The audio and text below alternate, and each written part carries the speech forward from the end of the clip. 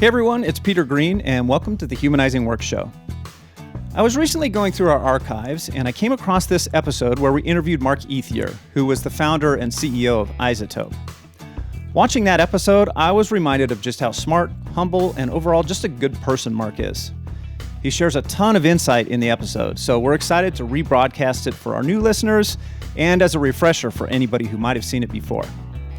In our conversation, Mark shares why the popular myth of a laser-focused founder with a singular passion might actually hold entrepreneurs back, and the unexpected power of having broad, varied interests.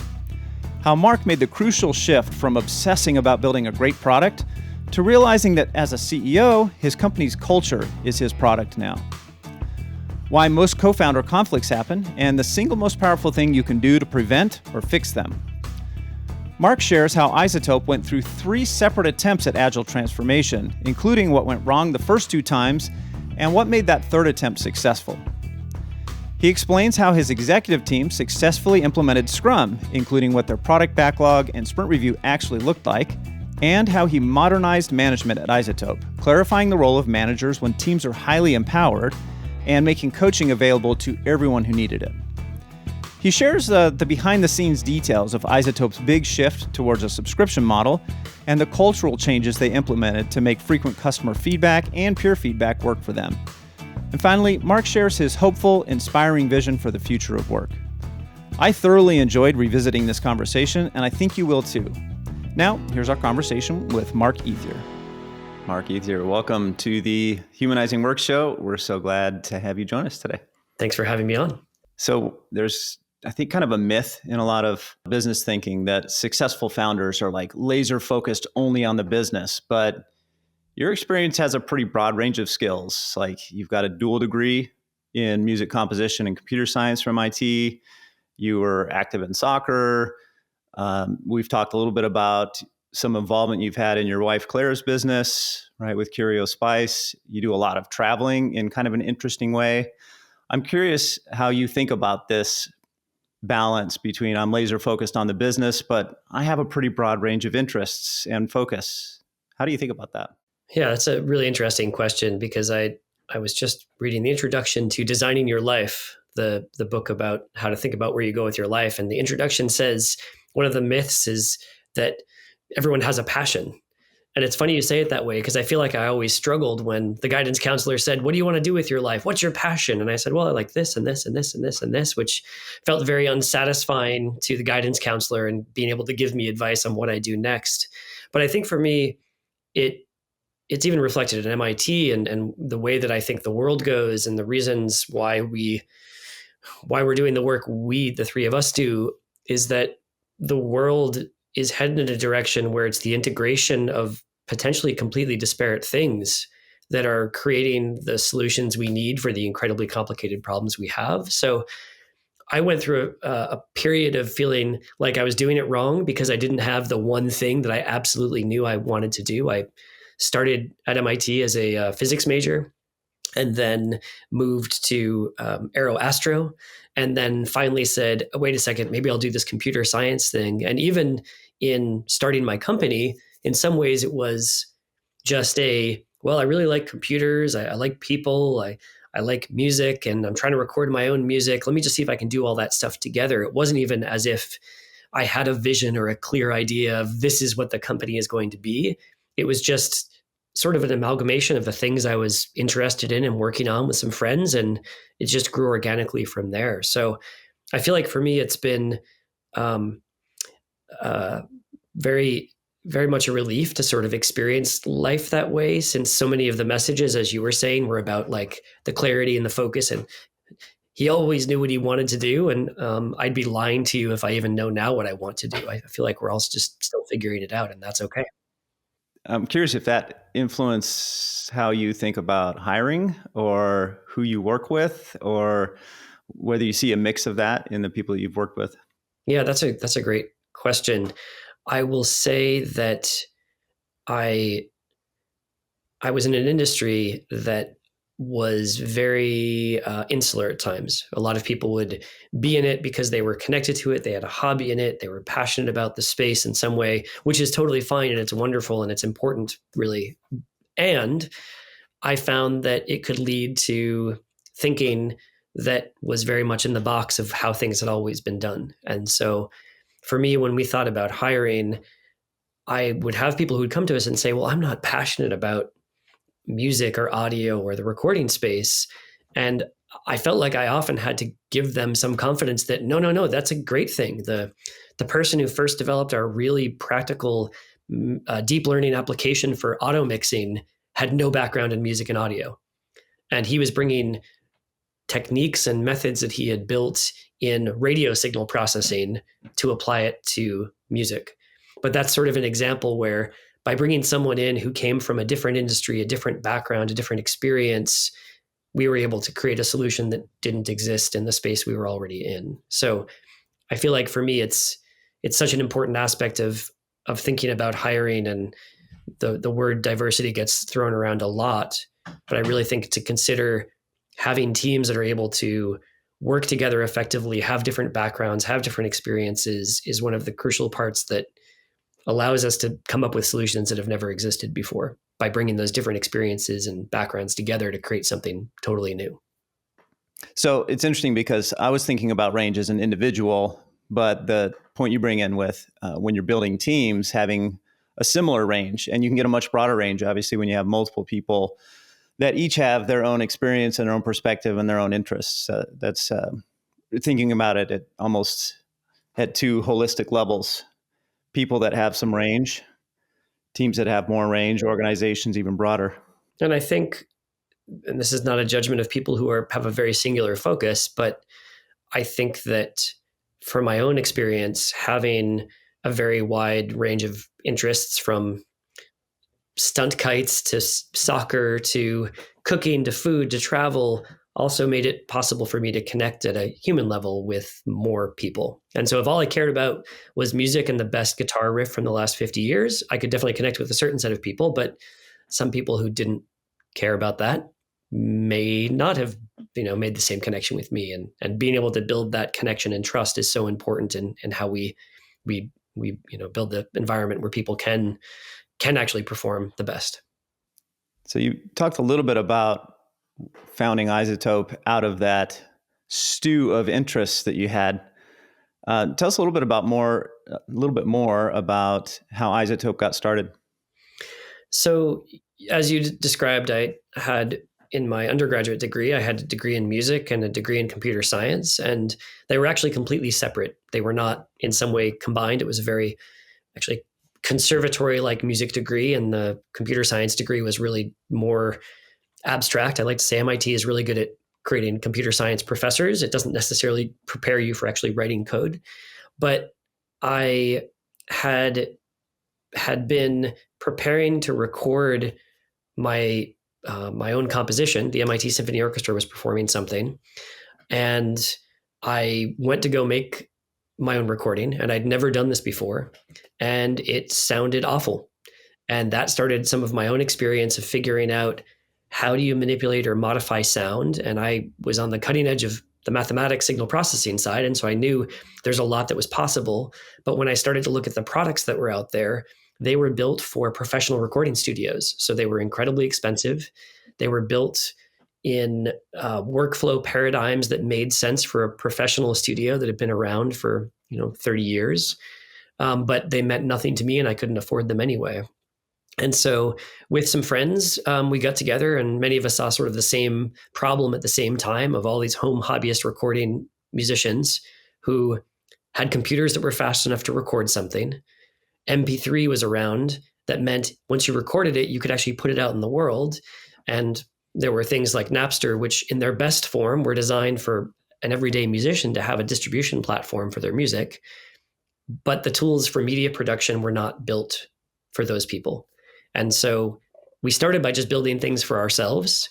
And we were lucky that as we put them up online, a lot of people downloaded them and got excited about them. And that was enough for us to say, after we graduated, that we would try to make something that we could sell to people. So it was literally, let's say it was the end of the summer 2001 when we put Ozone, which is a product for audio mastering, which is sort of the final stage in music production that makes it sound radio ready.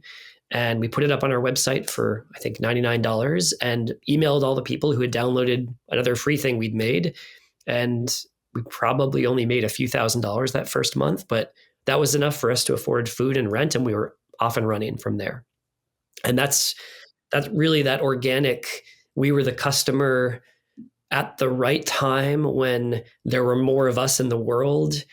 And we came in at a point where the status quo of the industry was bringing the digital equivalent of the analog products, which made sense for the people who had come up in the analog world. All these pieces of hardware, the software looked like hardware. It operated just like the traditional studio, but we'd never been in a studio. And so that was meaningless to us. And so for us, we were coming from a background of playing video games and using Microsoft Office. And our first version of the product was incredibly visual and interactive and took advantage of the mouse and the keyboard shortcuts and the visualization that was possible. And there was definitely the group of people who are the analog folks who said, "What the heck are you doing? This is unusable." And then the people who had our experience and said, "Oh my gosh, this finally makes sense to me. I can see the sound. I can see what I'm working on." So it really was a combination of we were in the right place at the right time with the right set of skills and interests, and lucky enough to have enough resources that we could spend a summer working for free, and we were off and running. And I should say this is 2001, so right after the dot-com bubble had burst. So the idea of raising money for tech was just not even something we considered. We've never seen a founder have it all figured out from the beginning, especially a first-time founder who's coming from the solve my problem with the product side of it. And then as you transition into, I'm not just product developer, I'm leader of an organization now. So what are some of the leadership lessons you learned in the early years at iZotope? Wow, that is, how long do we have today? I feel like that very quickly. One of the books that when I'm mentoring new founders, I always make them read is the Michael Gerber's E-Myth, which I think really sums up my experience. You go into something because you have a passion for a craft. And for me, it was building a product and making a thing that could help people record music. And very quickly that myth was broken. And I realized, wait a second, no, it's about managing an organization, managing people, planning, all of the other things that go around budgeting, all the other things that go around how you actually create the environment and the context where you can do that sort of work. And so I'd say early on, I spent more time probably thinking about people and relationships than products. And I say that because, as you all know, when you start a company, especially if you're in your early 20s, you don't have any money. You're living paycheck to paycheck, or sales to sales every month, and it can be a very stressful environment, and it can bring out the best and worst in the people. And so we had about 6 founders when we started the company, and within a year we were down to 4, and then a couple of years after that we were down to 2. And so I think navigating all of those, hey, let's get together and start a company, and then starting to actually navigate, okay, who's really on board? Who has a shared set of values? Who has the right complementary set of skills that we're going to need as we move forward? And even who's in the right stage of their life that they can afford to do this right now? Because we had one of our co-founders had kids, and we didn't have health insurance. We barely had paychecks. And eventually he said, okay, I need to tap out because I need health insurance. I can't keep doing this. And so I think navigating a lot of those personal challenges and sort of the stress, creating an environment where it was, could be contentious at times, really probably set me down the path where almost my first passion was around the people in the organization and how do we build culture, because I just saw how quickly that became the key to unlocking kind of how we'd succeed as an organization, as a company. Those are hard conversations to have, especially realizing a co-founder isn't in it as much with you, but they're not feeling it as strongly. And I've seen that a lot. What advice do you have for somebody who's in that situation? Wow. I can't tell you how many founders that I've met with where I ask them, how's it going? How's it going? And they tell me all the financials, and we keep digging down. And eventually we get to but there's my co-founder and I'm having XYZ problem with the co-founder. I mean, it's almost a cliche that I go into these conversations and expect we're going to get there. And that's maybe comes back to my first point where it feels like a lot of this comes down to the people and how the people work together.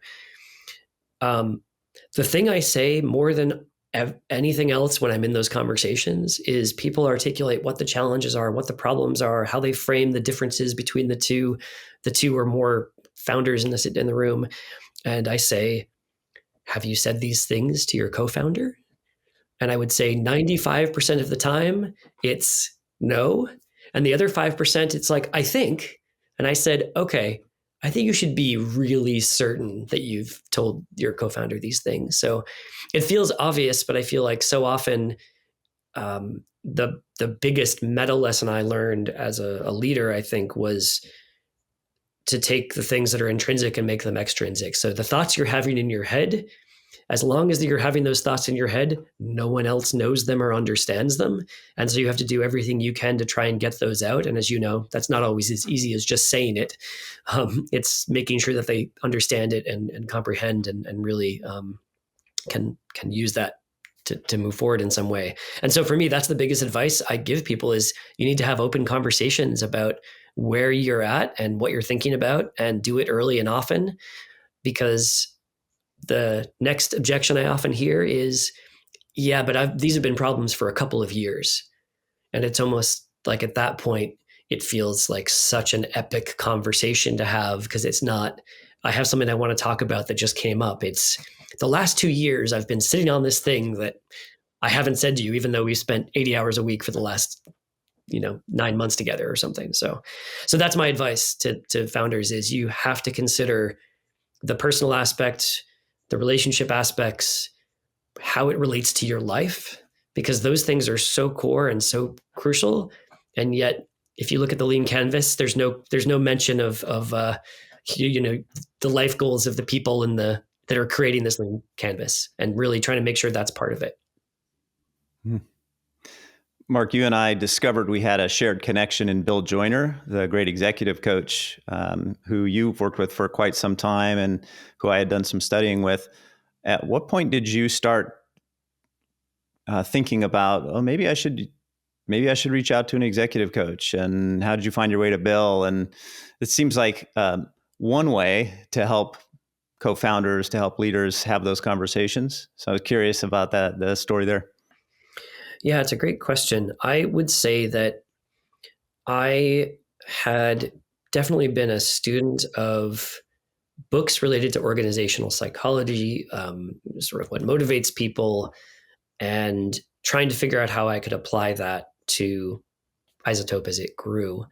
And I had a friend who was actually at the Harvard Graduate School of Education, working with Bob Keegan at that point. And so I got exposed to some of the constructive human development theory and some of the aspects around how we develop as humans. And as a quick aside, it seems like for the last 40 or 50 years, people say, the brain stops developing at 18, 21. And every couple of years, they acknowledge, actually, it eventually keeps developing through your entire life. And so thinking about how we actually leverage and are intentional about how we do some of that development is really important to how I've thought about my own life and how we support people in the company. And Bill Joyner wrote a book called Leadership Agility, which talks about how to apply these principles of constructive human development, how we develop as people over our lifetime, to leadership, and how being intentional about how we develop our underlying skills in these different areas or capacities in these areas can actually have a meaningful impact on our ability to be a leader. And I read this book and I was really moved by it, and it really spoke to me on where I was. It helped me to actually frame where some of my challenges were with the rest of my team. And I did something which I've now realized is maybe another piece of advice I've given everybody is you can just email authors. You could just email them and say, hey, I really enjoyed your book. And as Bill would say, even though a lot of people have read my book, I don't get a lot of emails about it. And so he responded to my email, and we ended up getting together and talking through it. And at some point, I'd say the conversation I had with him was the questions he was asking, the way he was trying to frame sort of my challenges made me realize that I wanted that on a regular basis. And so, I worked with Bill for, I want to say almost 12 or 13 years, and really was an important support in some major shifts and transitions in my own capacity as a leader, and definitely recommended to get into the work and to have a coach. I had a friend who was a coach for Olympic pole vaulters. And he always said it very well, which is because people will say, oh, I need an expert as a coach, someone who knows more about this than I do. And this person would say, all the best athletes all have coaches, and there's nobody who's better than them in the world. So you can sort of understand that a coach, just being on the outside, being able to observe and not be part of, inside your brain, can bring a lot of value. And so you'd be surprised at how a coach who knows nothing about you, your business, your life, your industry can actually provide a huge amount of value by just asking good, insightful questions and helping to reframe the problems you're seeing and the situations you're in. Zooming out a bit from your own leadership development to iZotope as an organization, it seems like iZotope has gone through a few different kind of stages of Agile, something we've seen many companies experience. How would you describe those stages, and how did your thinking about Agile evolve through those various stages as the leader of the organization? Oh, that's a great question. Yeah, I would say we kind of went through, I would say, 3 different iterations of I don't even want to say Agile, because the first one was so not that. We were a smaller company, and we were trying to figure out how to scale.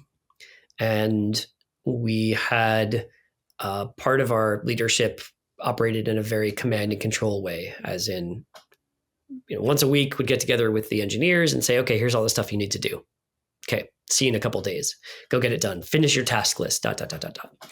And that was in some ways very effective and efficient. It helped us to grow. It was not an environment that the engineers necessarily enjoyed. I remember one engineer who decided to leave, who was one of our top engineers, and he said, I get it. You get to start a company so you can tell everybody else what to do. Now I want to go start my own company so I can go tell everybody what to do. And I was thinking, oh, that's not the takeaway I want from what it means to work in this company. And so we brought in, I'm going to say, a version of Scrum. And what went wrong is that we did not bring the mindset or the values. We brought a process.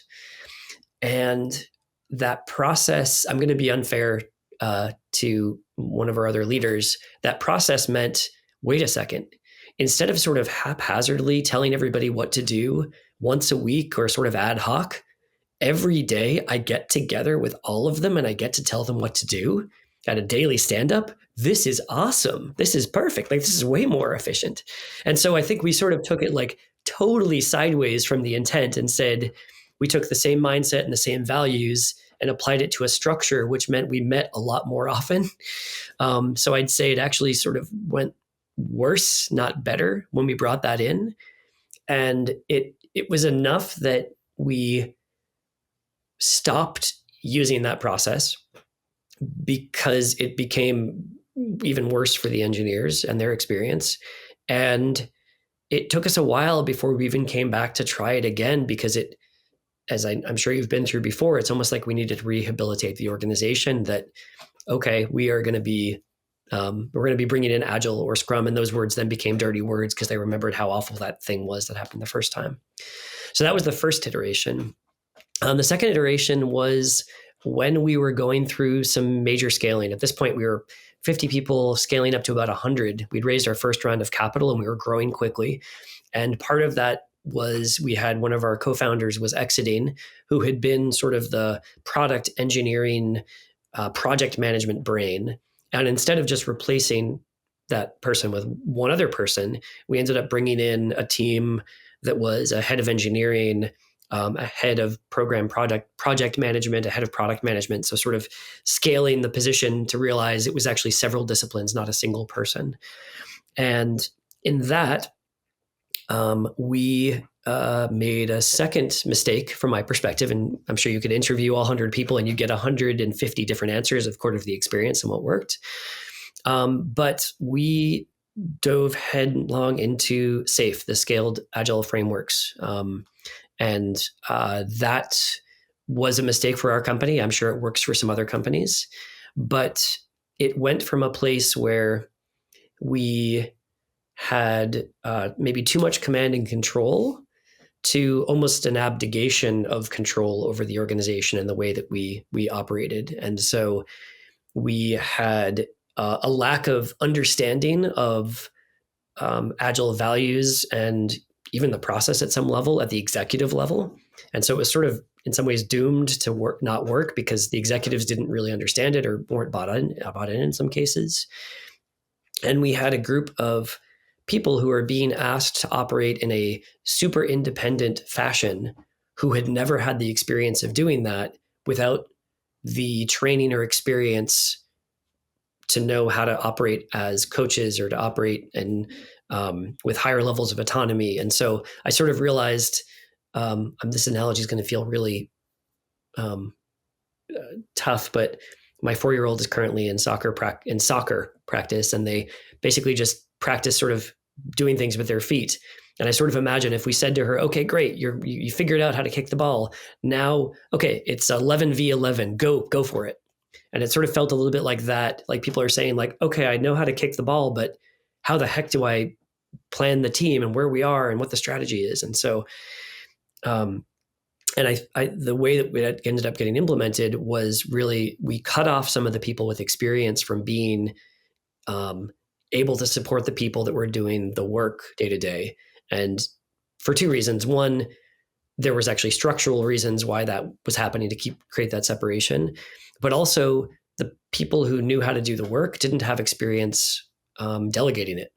And so it was hard for them to even know, how do I take my skills as a manager where I can tell people how to do their job and turn that into a coach where I teach them how to do something or I build capacity in them. And so that became the next major change. And it ended for us, it was the worst growth year of our history. We ended up having to have some layoffs as a result because we couldn't actually sustain the organization as we were. And it really had the effect of us having to hit the reset button one second time on what it meant to be Scrum or Agile and sort of, again, having another bad view of it. And this is going to sound like a big advertisement for humanizing work. Maybe it is, and that's great. But for me, the third time that really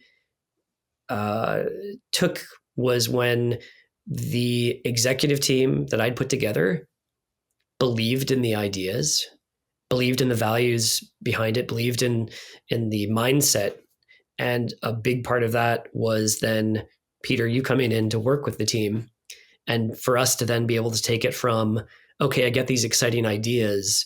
Now, how do we start to put this into practice in an organic, experimental way where we get it, we try it ourselves, and then we try it with a group of people and sort of, I think you put it well, we even like offer up a product to one of the teams and say, are you buying this product? And allow them to really opt in and be part of that. And that was for us the beginning of really this third wave that started to actually take hold and I think work for us. And it really started with the mindset and values and the executive team doing the work themselves, ourselves. We operated as a Scrum Agile team. That's really what, for me, started to break through and make something that actually stuck. So it's almost like we went really down in the weeds, organic, just process. And that led to super levels of micromanagement. Then we went the other extreme where we said, okay, big process, and we're cutting everybody off so they have huge amounts of autonomy, but without the right level of accountability and support. And so then that went sideways the other way.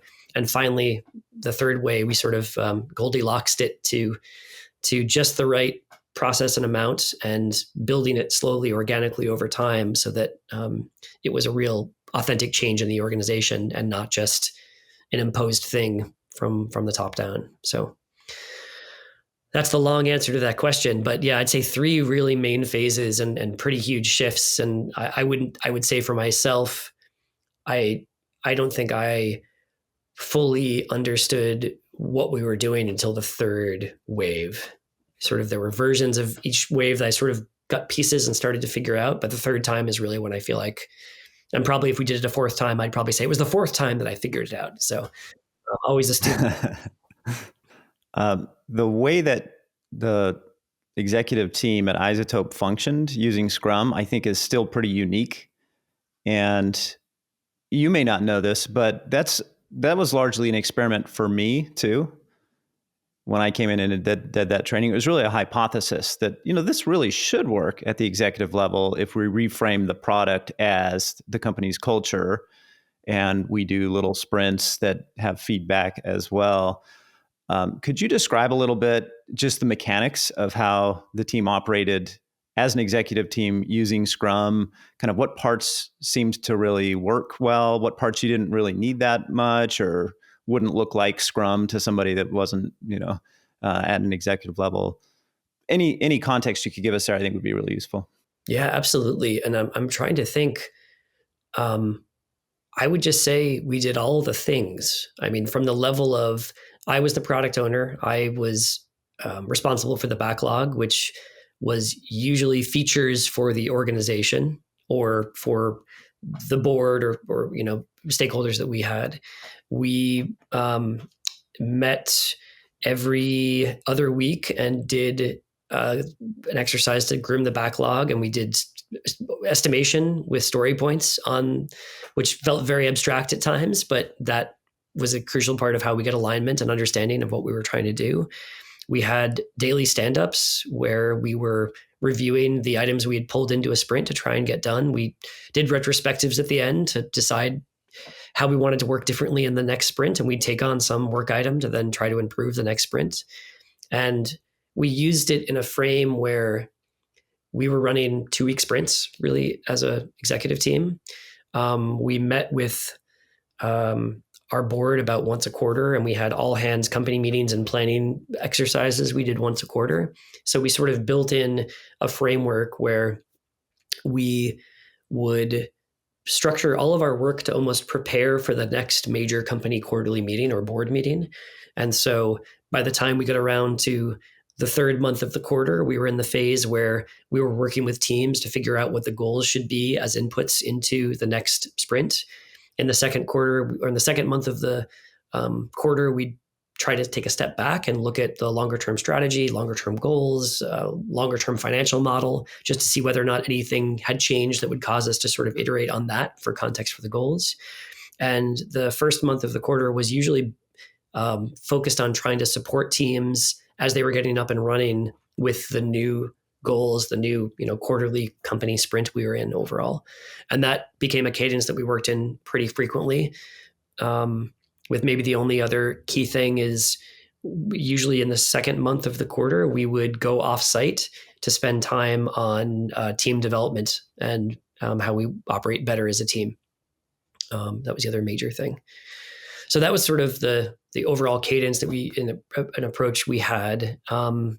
I mean, the only other thing I would say that maybe is important is we had all hands company meetings every Friday, and we would tell everybody what we were working on in the sprint. I learned pretty early on that if you don't tell people what the executive team is doing, they create stories about it, and it's usually bad stories. And so we were as transparent as we possibly could with the company, saying, here's what's on our backlog, here's what we're working on. And, I think it probably worked well as well when then they saw the output of that in some way in the company or in the organization.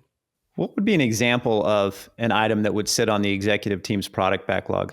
Working with a team to set the goals for the next quarter could be an item. So we had organized the company into a set of cross-functional teams. At one point, we had about 5 of those teams, 5 of those cross-functional teams in the company. And so one goal would be to sit down with one of the teams to help them collaborate on setting the goals for the next quarter. That could be an example of an item on the backlog. It could be preparing for the next board meeting, putting together the actual presentation for the board meeting. It could be at that level. It could be doing the work to prepare for a company meeting. It could be knowing that we wanted to run an experiment with a team to operate in a different way. And that could be, I'll make it really concrete.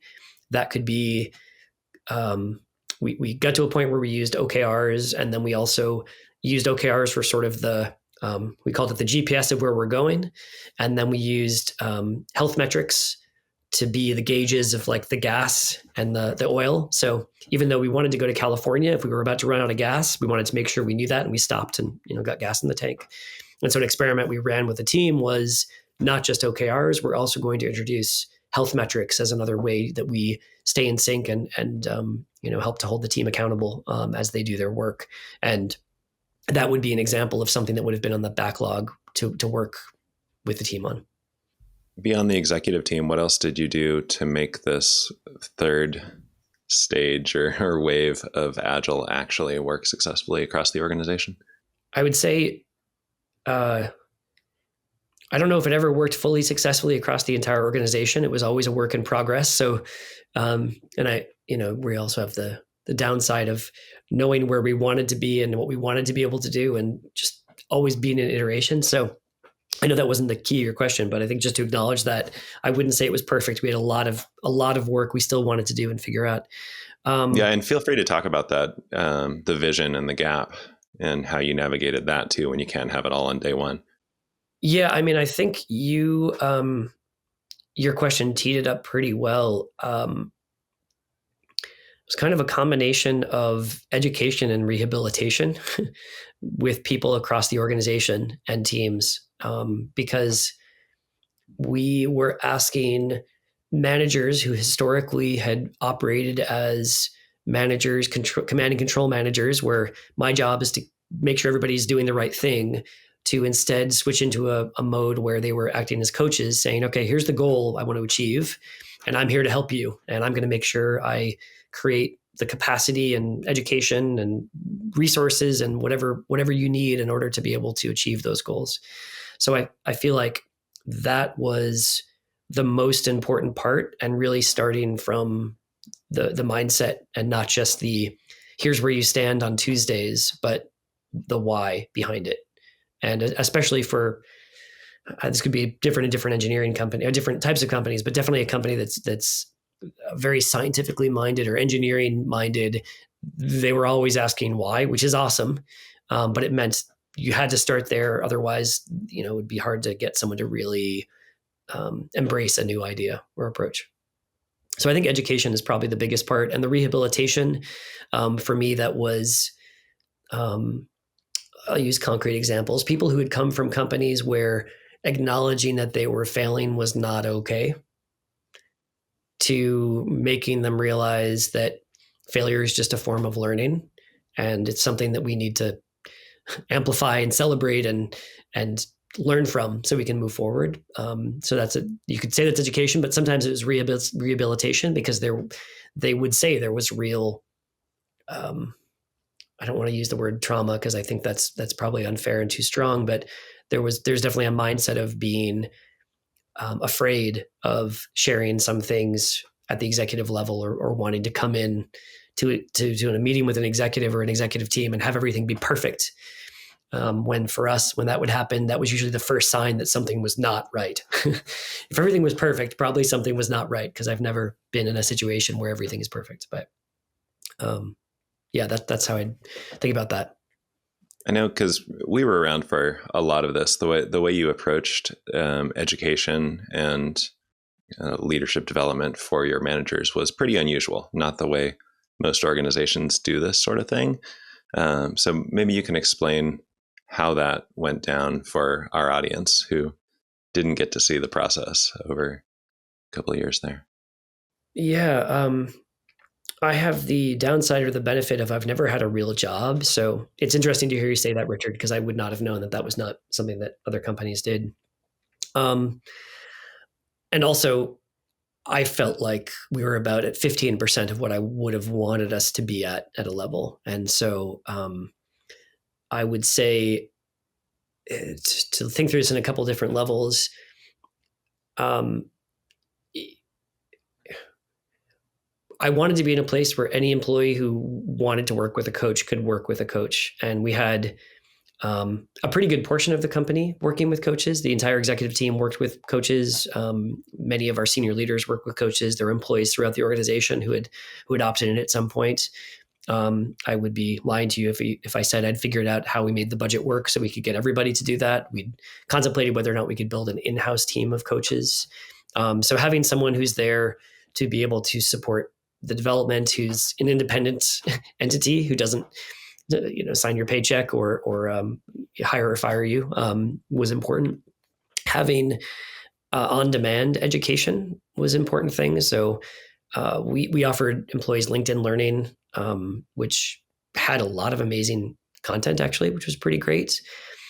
We had a series of internal education programs. We called them tech talks because it actually started as more of a technology thing, but it evolved into a broader thing. And so as an example, I had given talks on accountability, on meetings, on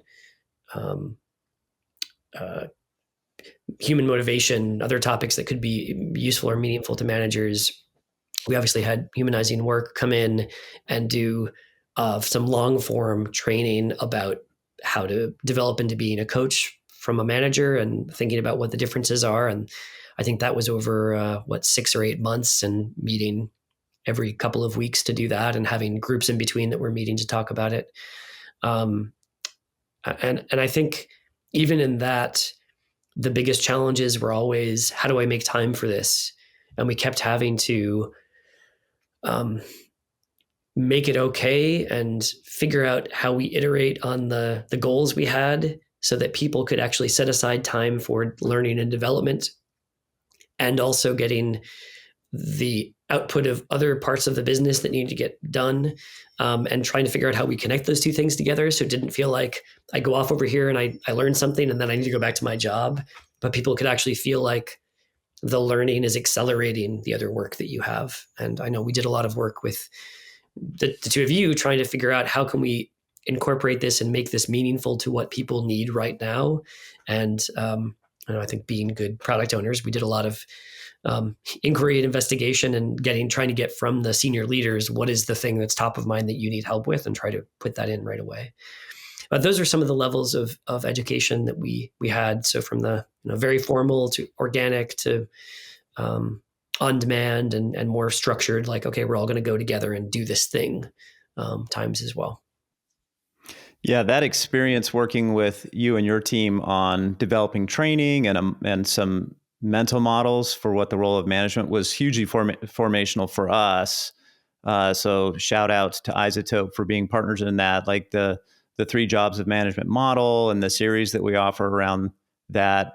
You were the guinea pig on what is the right set of skills that we really need to teach when you're trying to empower people, when you're trying to empower teams. Then what do managers even do? What's our job? How do we define it? How do we know if we're doing it well? So that was hugely formational for how we thought about that. Yeah, it's funny. This is, we had an incredibly talented director of QA. I can't remember what the exact title was, but head of QA, who had worked in more traditional organizations and had been very successful. And when we put in the SAFe framework, Scaled Agile framework, it immediately cut him off from what he knew, his superpower of how he managed and what he did. He ended up leaving because he said, you just put it well, I've known what my job is my entire life.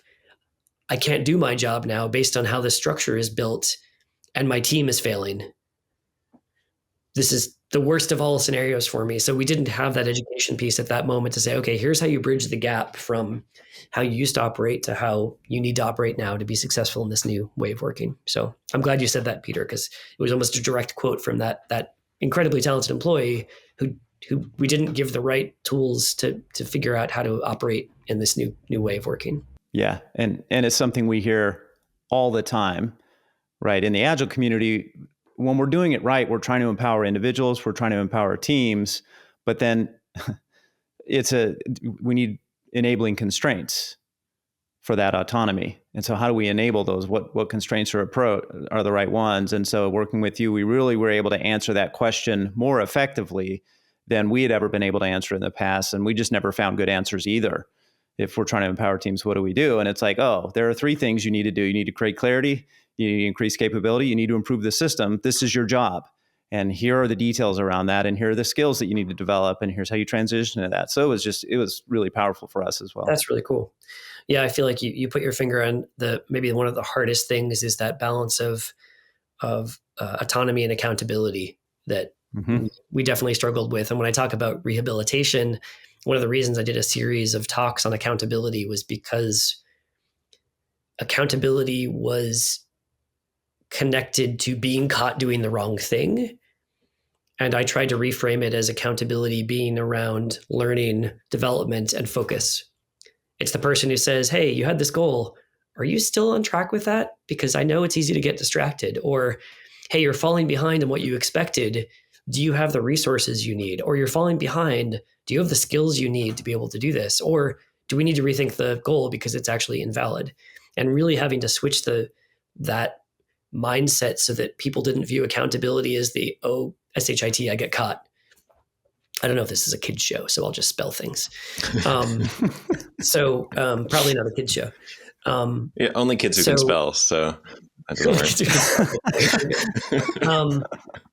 So I think about that, the point you brought up about autonomy and accountability and learning how to operate in those spheres. And that was definitely one of the more hard balances to get right. And also to retrain all of us around what accountability in its best form can actually be. Yeah. And I hear you throughout a lot of this story, building in feedback loops and learning all over the place. I think even in the way we approached the management training series, it wasn't here's 3 days of new concepts taking you out of your work. It was here's a couple hours and a structure for you to go practice and apply it and learn what works and what doesn't before we do the next thing.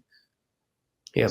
Let's talk about the business model shift. Over the past few years, iZotope's been in the midst of a pretty significant business model shift from perpetual licenses. Kind of the way I ended up as an iZotope customer was I'm buying the music production suite and it's great, but upgrades had to be pretty big for me to get to buy another one, just like the old Adobe Creative Suite, and shifting to subscriptions. Which is a huge change in a lot of ways beyond just how do you go to market with a product. How did you think about making such a foundational change in a company, and how did you approach it? Yeah, and I should just give the caveat that I left as CEO of the company more than a year ago at this point, or about a year ago, I should say at this point. And so I'm going to speak historically about some of the work that we are doing around this. And it really, it's funny that you bring it up in this context of this conversation, because I would often think about where does the fundamental belief that the world is complicated and unpredictable, and therefore we often in that domain need to run experiments and build up feedback mechanisms so that we can figure out what we learned and then adapt and keep doing that. Thinking often, where are the places that has broken down, or where are the structural barriers that stop us from doing that? And I'll give you an example of a classic one, and one that makes some of these, I think, true Agile transformations so hard is we had banks that provided deadlines for the company. And you know what banks want? They want 12-month plans. And changing that is a really big deal. Even with our investor, we got them to a place where I said, I could come back and be wrong every 12 months. I could be right, but be really conservative about it. And therefore, we're not really pushing things. Or we could just accept that the world is complicated and unpredictable, and we are going to be in partnership. And every 3 months, we're going to look out at the next 12 months and figure out how things have changed or shifted. And don't let us just use as an excuse to underperform, but let's also recognize that the world shifts and changes. Therefore, we need to do that. But that was a really big deal, because so many of these organizations, whether it's banks or investors or public markets, have the same problem, have this built-in expectation around predictability, which is, I think, a myth. And so I think it makes it hard to do some of those things. And I bring that up as an example also for the way that especially software is developed and delivered to customers. Because in a world where we don't know exactly what the customers want, we can do our best. We did a huge amount of research, both one-on-one interviews, survey interviews, all sorts of, we have people who actually worked at the company who are experts in these things. We had lots of different ways that we could bring in and sort of figure out what the next big idea was, what the next big product, big problem that we should be solving. But the reality was, until we actually put the thing out into the world, that's when we actually figured out whether or not we'd gotten it right or not. And so when I took something like Ozone, which is our first product we ever launched, and we were on a cadence of about every 2 years, we'd release a new version. And guess what would happen? We'd do all the work we possibly could. We had a huge beta. We then put it out in the world. And within 24 hours, we would get 1,000 amazing suggestions of things we should improve and do better. And we said, awesome, they go on the backlog for the next release in 2 years, right? And that just seemed kind of crazy. Or the internal one would happen where we would be, let's take RX, which is our audio repair product. One of our researchers would discover a new way to more effectively remove a specific type of noise. And we'd say, awesome, slate it for the next release in 12 months. And you know that, all those people doing post-production or audio production of some sort would want that as soon as it was available, because it might save that take or save that, recording that they'd made. And for me, that just felt like that wasn't right. We should be operating more clearly in partnership with the customers. We should be delivering small amounts of value on a frequent basis, getting their feedback and incorporating that back in to make the product better. And if you think about the way that model actually happens, it's not just a one-time payment and then, 2 years later, another payment. It made sense for us to think about, how do we line up the way that we are providing value and getting paid for value so that everything was lined up structurally as well as the way we operated as a company. And so for me, that's sort of the idea of subscription as an ongoing conversation. And I don't want to say experiment, because it's more than that. It's an ongoing collaboration with your customers to say, okay, you're going to pay us a smaller amount of money on a regular basis. And what we're going to do is we're going to continue to bring you the things that we have as we make them. And your feedback is going to go right into the next thing we do in the next month or the next 3 months, whatever, that cadence is. And so for me, it sort of just started to become really clear why that's such a powerful model. When I started thinking about all of the amazing, valuable feedback we had that we just would sit on for sometimes literally years, or the new ideas we'd have where we'd have to wait and sit on them until the next major release. And people say, okay, well, you could just put those things out in the world for free, and that's possible, but the economics don't work. And I want a business that's sustainable so that we can continue to do this, provide this value. And so that was one way to sort of get there and get closer. And so for me, it was really represented a much more fundamental shift in bringing the way we operate inside of the business to how we interact with our customers. And I'm telling you all the things that the rest of the world already knew, but in our industry, it was still a pretty new idea to operate that way, and was still pretty experimental in many ways that way. What changes were required to actually pull that off? I would like to say that the experiments we ran in order to create this third Agile transformation, those were all in service to and knowing that this is the way that we wanted to go, because we realized that we were operated more functionally before we went through this third transformation. And we realized that having a product development organization hand off a feature to a marketing organization, to hand off to the sales organization, and then for customer care or customer support, and then taking all that learning and putting it back in at this huge functional level was too slow and too siloed. So we weren't getting the level of collaboration we'd want across all the different parts of the organization, and realized that if we wanted to build products that were every 12 months or 18 months or 24 months, that was fine because there was plenty of time to sort of hand the thing off and move over here. But that if we wanted to be doing that on a cadence of weeks or months, that we needed to create smaller slices, cross-functional slices across the organization that could work together on a regular basis to make those things happen. And so that for us was sort of a fundamental shift in the organization structurally to say, okay, we're not going to be organized by functions. We're going to be organized by cross-functional teams that can each own a stream of work that's constantly going out to the world. And that, as you both know very well, that was very difficult because there were ingrained ideas of, in order for me to, I'm going to make up an example so nobody feels hurt by this. In order for me to be ready for the release, I need 6 weeks to do photography.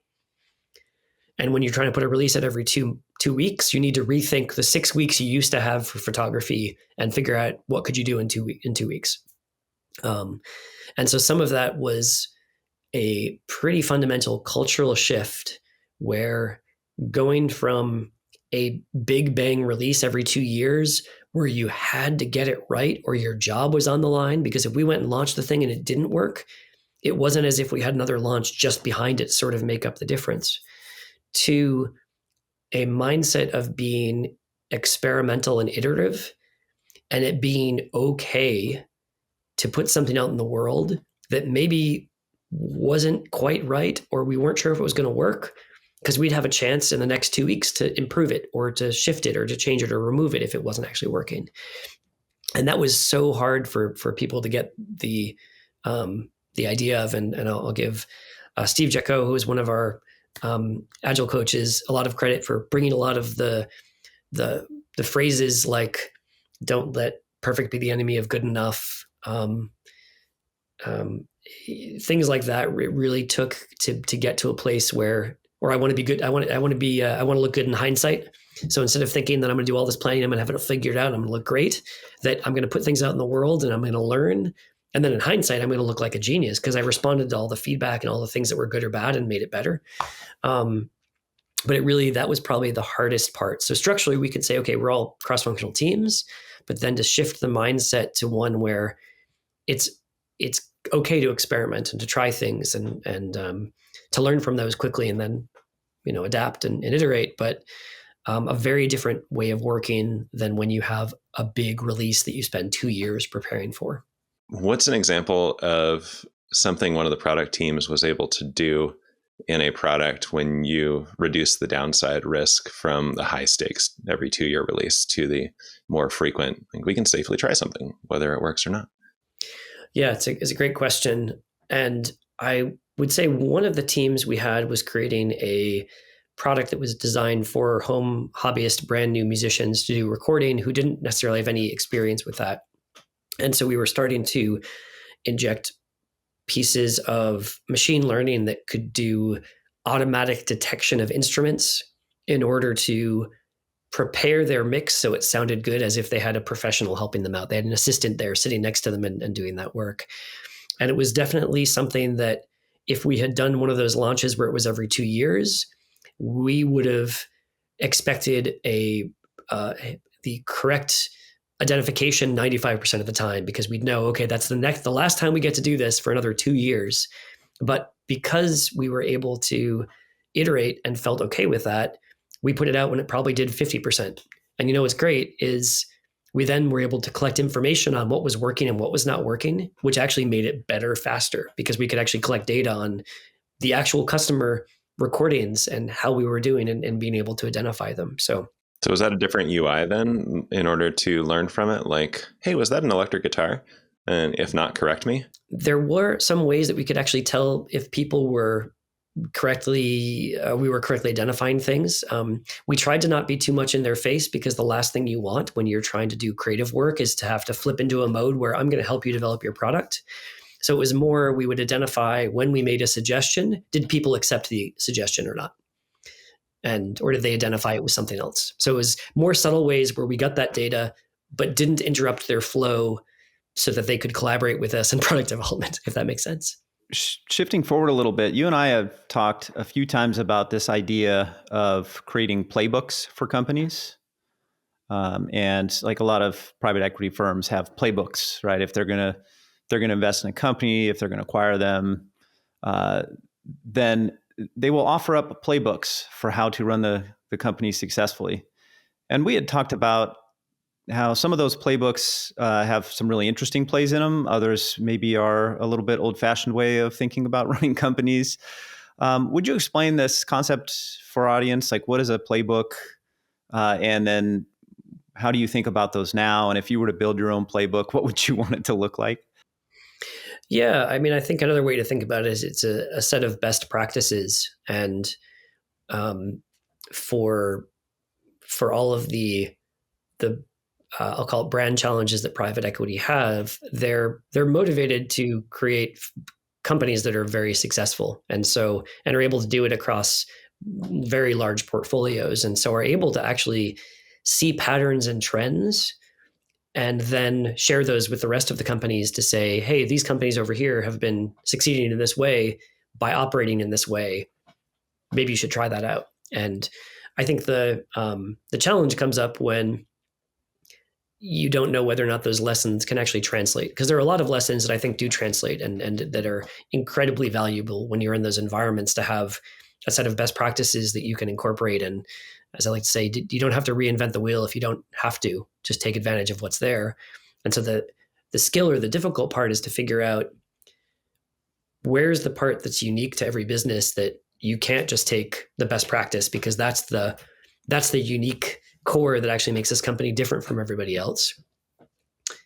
And how do you evolve those playbooks over time? And I know that's one of the places where I know the ideal of the Industrial Revolution and Taylorism and being a big motivation for why we have the corporate incentive structures, the bonus structures that we have today.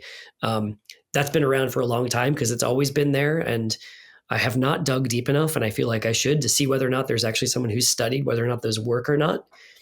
Because in my own experience, we moved away from extrinsic motivators like the incentive bonuses and saw some success with that. Sample size of one, so it's hard to then extrapolate. But that can be the downside, is if you have playbooks that have been a certain way for a long time, it also could be hard to maybe move past them when they're best practices.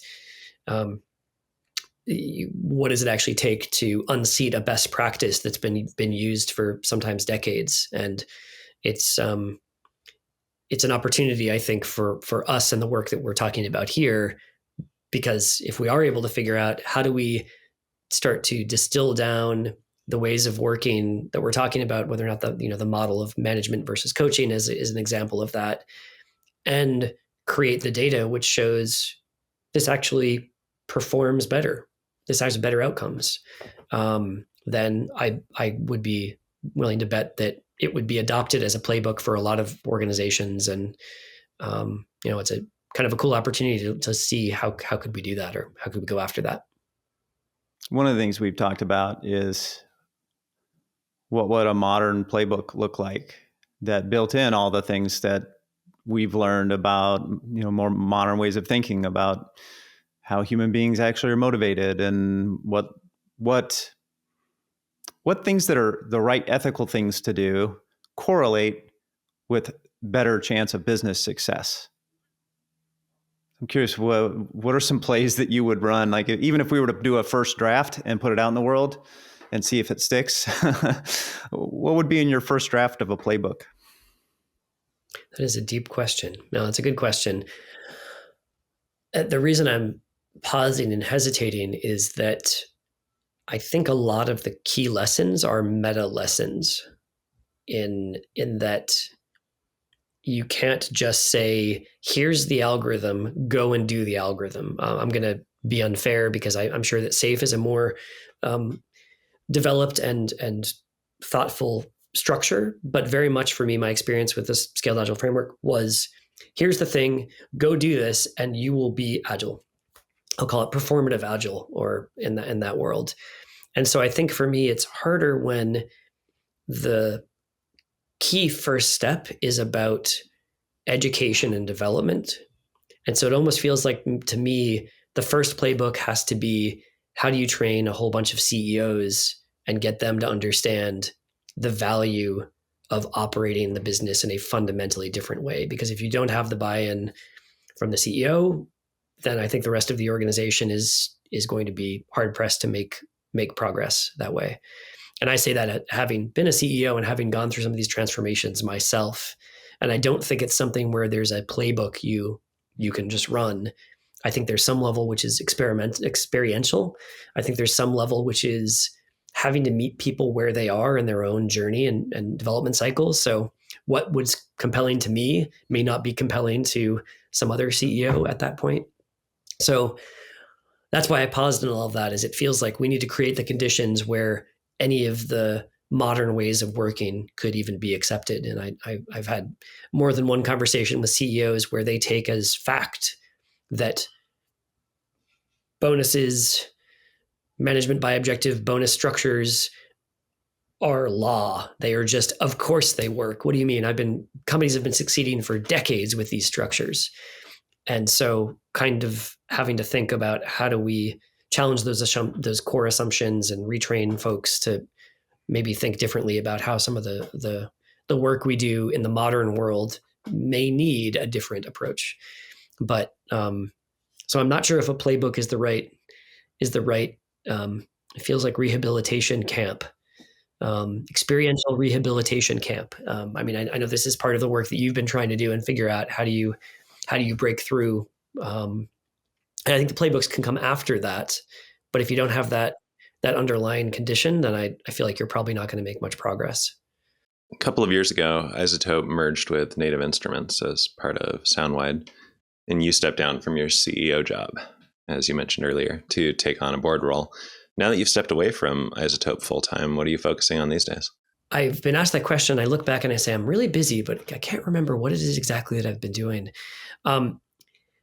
The best way to think about it is, for me, is that one of the reasons I stepped out of this role is that I now have 2 children. And so around the time I made the decision was right when my second child was going to be born. And by having the decision to have iZotope and Native Instruments combined as a company, it's even more of an international company. And I realized I was going to spend a good portion of my life on the road and not actually being with my kids as they grew up. And that was not a personal decision I wanted to make.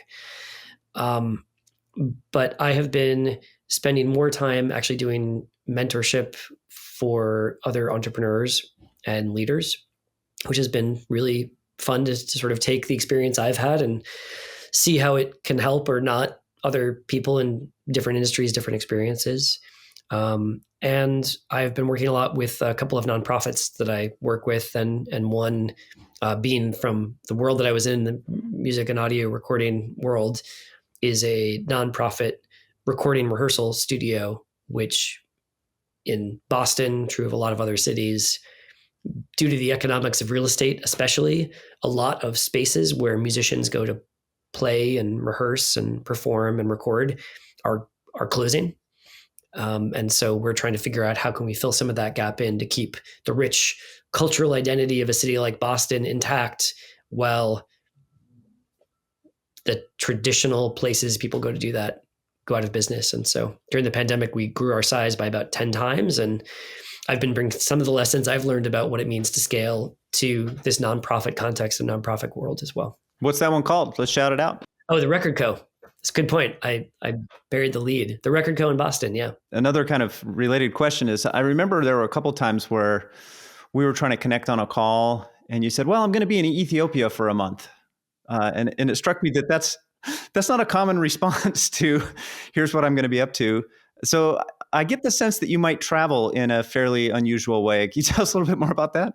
Yeah, I think it's funny because I did not grow up traveling at all. My family, I think we drove about 2 hours to the coast of Maine. I live in Massachusetts, and that was normally where we'd go for vacation. So it wasn't until I actually started iZotope that all of a sudden we had, actually our first sale was some customer in Italy paid $79 for our first product. And I remember, we're international. So I was actually driven more to do the international travel based on the business and the work there, and kind of caught the bug and the interest in understanding other cultures and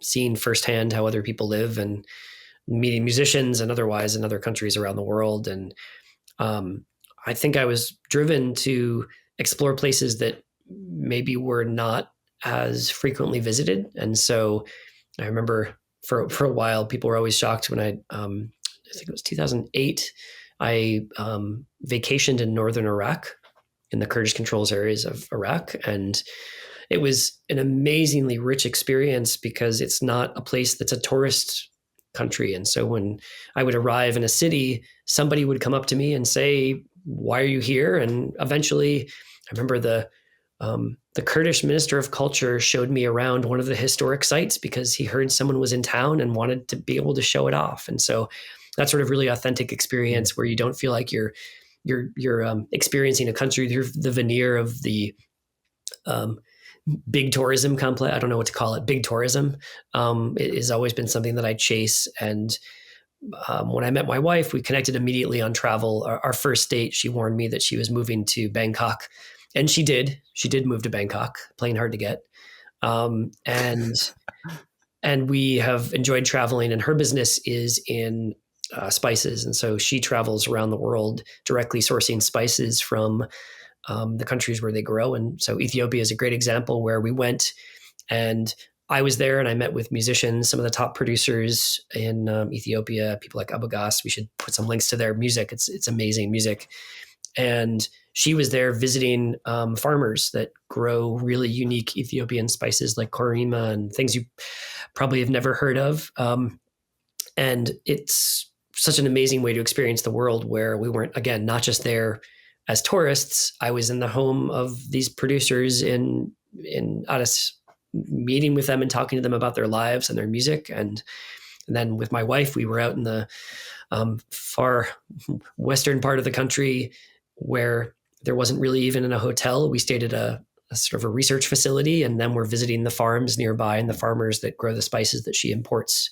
And so I feel like I've always encouraged people when you travel, there's one thing when you go and you experience a tour and do that, but if there's any way to break through that and actually be with the people and hear really what life is like on a day-to-day basis, that's what I'm always striving for when I have those experiences. And I will say it helps me to better understand the customers that we served when I would go in the country, in the studio, home studio of somebody in Addis Ababa who's using our products. There's nothing that makes you realize just how wildly different their life and their experience is, and how you can think about how you build the products to help them in their creative expression for music in the same way that I'm trying to do the same for, a studio in New York. So for me, the travel, incorporating all of those different parts was always something I love doing. And I would say that's the hardest part about the pandemic, is we sort of had to put a pause in a lot of that travel. And my wife went to Vietnam a couple of weeks ago, and I'm very envious of that. So we're hoping to take our now bigger family on the next major trip, and we're not sure where that's going to be yet. How old are your kids now, Mark? Thanks to RX, you can remove my cat scratching on the door. Hold on a second. I have someone in Oh, cat. Yeah, I'll fully shout out RX and saved our all of the bacon iZotope products. Yeah. Cool. Yeah, we when we're editing, right, we go video first and then into Audition for the audio, and then I have programmed a keyboard shortcut. X is send to RX. Awesome. So my round trip to RX is very quick. I go right into what I need, fix it, bring it back into Audition. So That's thanks really for the cool. awesome products. You're welcome. Thanks for using them and being part of why they exist. How old are your kids now? I have two girls that are 4 and 16 months. 4 and 16 months. Yeah. Very Richard tiring. And my kids are, yeah. We're at the stage where our kids are going out into the workforce. And I'm curious, with the way that you think about how work should be and how life should be, what do you hope work is like a generation from now when your girls are getting into the workforce? I mean, I think about the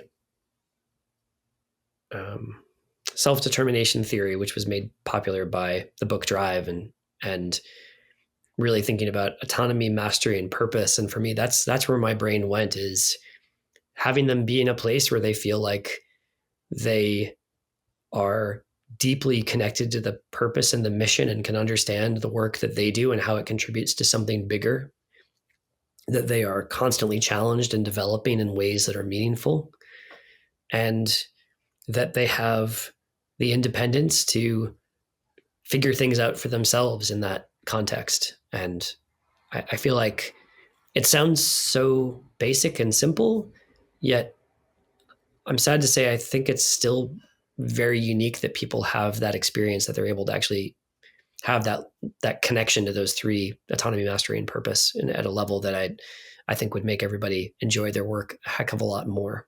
Have you seen? So the U.S. Surgeon General just released a report on mental health and well-being in the workplace. Okay.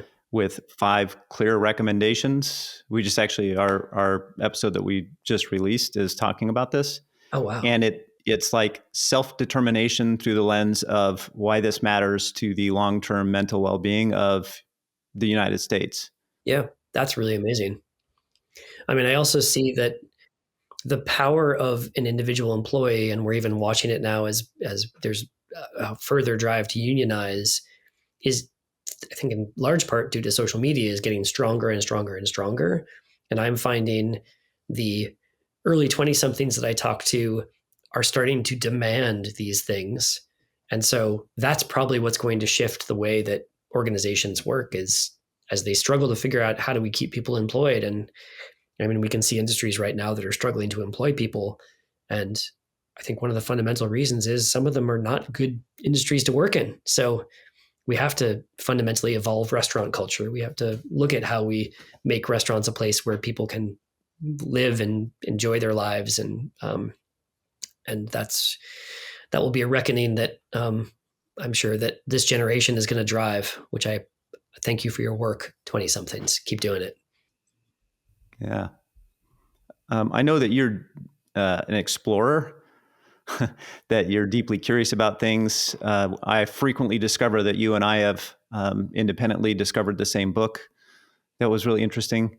I'm curious if you've had any recent discoveries like that around, like it could be a book, it could be a podcast, a website that was like, oh, that's pretty cool. There are some good examples of what might be possible.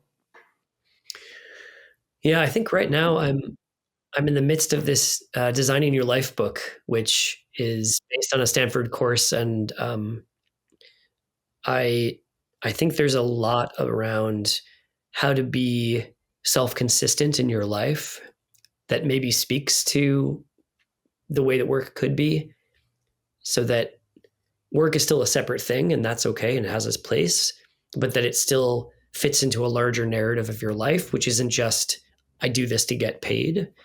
And I feel like that's inspirational in that they're trying to create and in many ways apply experimental agile design thinking principles to how you think about what you're going to do in life, and run experiments and use that as a way to actually figure out what connects with you and what allows you to sustain yourself. And I feel like that's been more recently somewhat inspirational to me, to think about how we're consistent across our entire lives and not just in the context of work. And that just seems like, it's funny, but for the first thing I talked about, purpose, right? To be connected to purpose, you have to have some understanding of what that purpose means for you. And so if you don't come to the table with some idea of what is meaningful for you and what your values are, then it probably makes it hard for you to find an organization and a culture an organization that's doing things and has a culture that really resonate with you. What else do you want to say to our audience? We have a lot of people that are interested in this stuff. What haven't we asked you that you wish we had asked, or what other ideas does this conversation spur for you that you want to share? There's one topic you didn't talk about, which I've been thinking a lot about, which is innovation, because it's such a word that's almost lost its meaning in many ways. And I say all of that because I see I see the way that the organization works as being fundamental to how sustainable innovation happens. And I say sustainable because there are definitely people or moments when there's an innovative thing that happens and a person has this ability or this moment where they come up with an idea that has never been seen before. And then a company rides that forever. But as I think about what's necessary moving forward, it's about continuous innovation. And I'm proud to say at iZotope, RX, one of our products for audio production cleanup that was used in TV, won 2 Emmy Awards, technical Emmys, because the product had continued innovating to a level that they said, this actually deserves a second Emmy. And for me, the ideas and the concepts we're talking about here of creating a shared context, creating cross-functional teams, creating the support mechanisms so that you can get out of the way and allow people to think creatively about how they understand problems in the world and use the collective team experience and talents to solve those problems is how innovation has happened in my experience. And so I always want to bring some of that back, that even though innovation can happen and from an individual sort of, being the font of ideas, I think sustainable innovation happens from these high performing teams being given the right context and support so that they can actually just go and figure things out themselves. And I think that's something that maybe we could do better at talking about how we can build organizations that are innovative in the work that we're discussing too. As I've dug into this a little bit, and it's the research I found, sometimes we'll call it innovation, other times we'll just call it creativity. But everything I've read about this is that like there's this myth in the world of single inventors, right? Because it makes for a great story. And it allows us to tell a hero's journey story arc around some single person. And Isaacson even wrote about this, right, in his book on this, that there's almost no single inventor of any of the great ideas that we think of, ideas that were invented by a single person. It's always a pair or a small team or a triad. And so I think it's really relevant in how we think about structuring organizations, that it's going back to the first topic we talked about. It's about having range and a breadth of perspective and ideas. And it's the intersection of this thing you saw over here and that thing you saw over there, and saying, oh, wait, those things are related. And what if we, right? And you create conditions for that. Well, you create a higher likelihood for that when you structure the organization correctly and give them the context and support like you're describing, that those ideas might intersect. Yeah, absolutely. I mean, that's what and I would say, and the, not just the psychological safety that allows them to try things that might fail, but the structure that lets them fail. And I mean things like, if a team is on a schedule with a budget that has zero wiggle room, do not expect them to do innovative things. They need some space where they're allowed to fail and get things wrong in order to do that. And that can be very hard because that goes all the way back to expectations set with the market or with the board, investor on down. So I think there's a lot of elements to really getting that formula right to create the environment where there's the chance for those things to happen. I agree. Well, Mark, thanks so much for spending the time with us today and sharing your wealth of knowledge with the Humanizing Work Show audience. It's been a pleasure. Any last words of encouragement, advice, or upliftment that you would share? Over the 20 or so years that I built iZotope, I'm incredibly proud of what we accomplished. We won multiple Emmy Awards. We won a technical Oscar. And we were named a top place to work. And for me, those things are all connected. And so as you think about the work that you're all doing to try and make organizations that are great places to work, I believe that is, for the future and where we're headed, also what is going to create very high performing companies. And so I'm looking forward to the world where we just accept that as fact. And we believe that our biggest responsibility as leaders of organizations is to create places that people want to work, are inspired and fulfilled and supported, and can experience the type of connection to their life and the purpose of what they're trying to do in a way that goes beyond just them having a 9-to-5 job. So I think the work we do is incredibly important and it's not easy, but it's worth doing. And I think that's how the future is going to be. And so we are all able to do some little small part to get us closer there. Awesome. Where can people find you on the socials or the internet if they wanted to connect with you? The easiest way to find me is really on LinkedIn. So I am woefully under social media'd in this world. I do have a social media presence on Twitter, but a presence is, I think I've posted 4 or 5 things in my entire life. So maybe that can be an experiment I run, is to actually post more than 4 or 5 things. LinkedIn will work. We'll drop the link in, and that way people can find you and connect with you. Thanks again, Peter. Mark. Thanks, Richard. Yeah, great to be here. Thanks for doing all the work you do as well.